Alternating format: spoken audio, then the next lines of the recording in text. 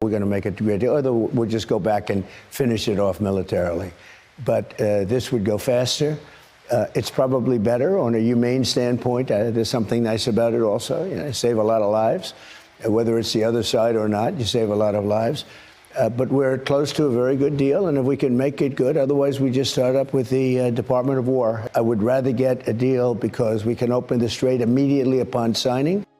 President Trump reportedly sending Iran a revised peace framework with tougher terms as he reaffirms this deal will ultimately save lives. So great to have you this morning. Thank you for joining us. So the Trump administration is faced with something of a kind of a victim of their own success, in that it's kind of hard to tell at the moment who to even negotiate with in Iran. Well, thank you. Good morning to everyone. Thanks for having me. It is hard to see and figure out who's in charge in Iran. But my hunch is that the IRGC has been increasingly in charge in Iran, whether Mojtaba Khamenei has been in power for the past 3 months or not. It's been increasingly a militarized state. And I think at this point, they're calling the shots.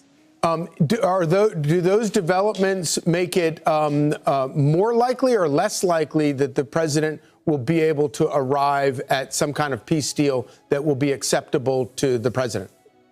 You know, he has kept the same posture throughout the entire ordeal with Iran, which is you don't have the cards. We will try to hurt you economically, militarily. Your Navy's at the bottom of the sea.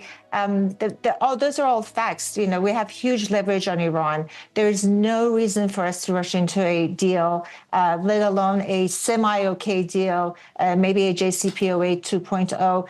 That's not desirable. I think what he's doing, he's signaling strategic ambivalence or calculated aloofness, whatever it is. You take your time. We're in a position of strength. Come back to us when you're ready.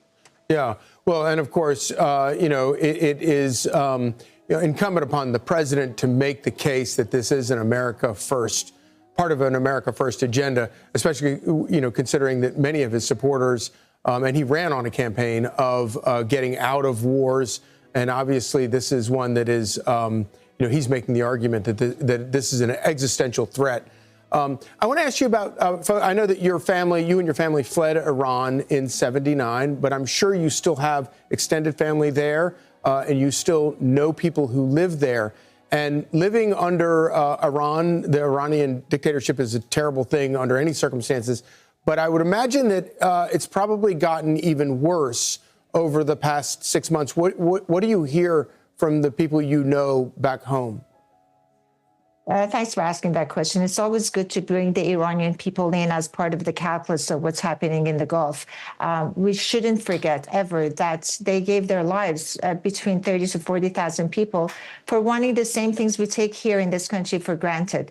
So Iranians are suffering, but, you know, strangely enough, and it's something that probably none of us can relate to, they are happier being bombed for the hope of living under a democratic Iran than for the pressure from U.S. and Israel to stop and having to endure 47 more years of this regime.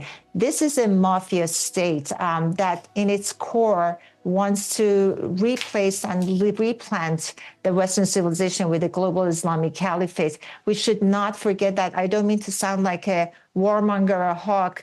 For those Iran watchers like me who have observed the Iranian regime for the past 25 years. At its core, this is, we call it a hardline, but It's a principless regime. It's a regime that wants to stay in power at any cost.